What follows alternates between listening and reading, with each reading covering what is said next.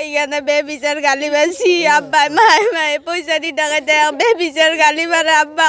লই গেছি ভাই কতুলি আব্বা কল দেগুছিল কালা গুছে কালা গুছে কালা গুছে আমি তো মান নাকি স্যার পয়সা আনছি আব্বা স্যার দিদা বলে আসরে লই যায় স্যার তো আর টাকা করে বহুত লাগে স্যার দিবা বলে আসরে লই যায় আব্বা গালি মারে মারি মনে করে আইগে বাসি আইবা গাড়ি তুলি লই গেছি গাড়ি তুলি লই গেছি লই যায় না এগলা হইছি আইবা স্যার খাইছি আব্বা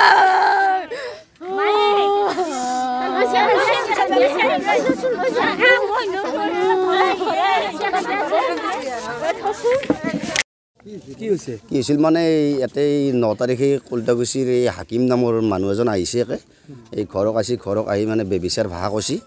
এই খুটকলৈকে পইচা লৈছি ইয়া 10 টকা খুট বোলে 100 টকাত 10 টকা খুট এই আমাৰ জাকিৰ মোৰ দাদা হয় এই জাকিৰে লৈছিল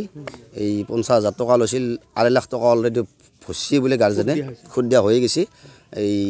খুটৰ পইচাটো দিবা নলি লোকেল মুৰ্গী বা আৰু লোকেল হাঁহ লৈ যায় ঘৰৰ পৰা এইবিলাক মই খন্যাকৰ মুখৰ পাই কথাখিনি কথা শুনা পাইছোঁ এতিয়া বৰ্তমান আজি জৰাতি মাৰা গৈছে 9টা বজাত এই বিষ আছিল এই 9 তাৰিখে হাকিমে বোলে কৈ দিছি যদি পইচাটো দিবা নৰা তই বিষাই মৰি যা এতিয়া মোৰ পইচাখিনি মানে 50,000 টকাত মোৰ 1 লাখ টকা হৈছে বা 1.5 লাখ টকা হৈছে এখিনি যদি দিবা নৰা তই বিষাই মৰি যা এই হিচাপে খুৰীটো কৈছে আৰু এই ঘৰৰ পৰা চোতালৰ পৰা এই কলটাগুচি চকলৈকে বাইকত তুলি লৈ গৈছে তাত আহান্তে খাইছে আৰু ঔষধটো বিষ খাইছে মেডিকেল জিএমচি প্ৰথম পঠালা হাজত মানে ৰেফাৰ কৰি দিছে জিএমচিলৈকে জিএমচিত মানে 6-7 দিন থকাৰ পিছত জৰাতি 2টা বজাত মাৰা গৈছে হাকিমৰ কথা সহ্য কৰিব নোৱাৰি মেইনলি হাকিমৰ কথা সহ্য কৰিব নোৱাৰি কাবুলিৱালাৰ সন্ত্ৰাস চলি আছে অলৰেডি গোটেই কলটাগুচিখনেই আৰু সেনেকুৱা হেৰি চলি আছে বহুত আছে দুখীয়া মানুহখিনি টাৰ্গেট কৰি লৈছে যদি ইমাৰ্জেঞ্চি হিচাপে বিচাৰে পইচাটো 20 টকাকৈ লাগে খুট যদি মানে এনে বিচাৰিছে যদি 10 টকাতে হ'ব যদি আৰু একে দৰকাৰ আৰু 20 টকা খুট ল'ব সেই হিচাপে মানে ব্যৱসায়বিলাক কৰি আছে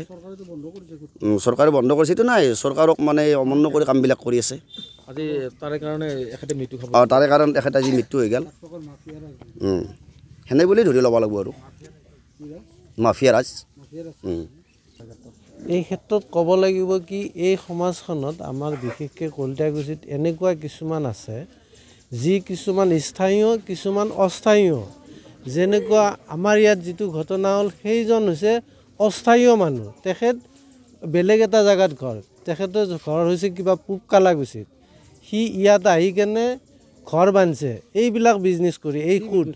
এই খুটৰ বিজনেছ তাৰমানে কেনেকুৱা হয় যিবিলাক তাৰমানে দুখীয়া শ্ৰেণীৰ মানুহ প্লাছ যাৰ শিক্ষা অলপ কম মানে সিহঁতে যাতে পইচাটো ভালকৈ মেনেজ কৰিব নাজানে সেই মানুহবিলাকক টাৰ্গেট কৰি লয়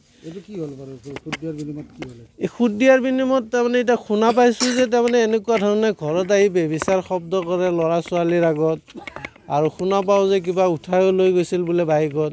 নি কেনে পইচা দিব নোৱাৰা যদি বিষাই মৰি যা তো কিছুমান মানুহ এতিয়া ধৰ আৱেগিক থাকে আৰু তাৰোপৰি কি হয় তেখেত এটা সাধাৰণ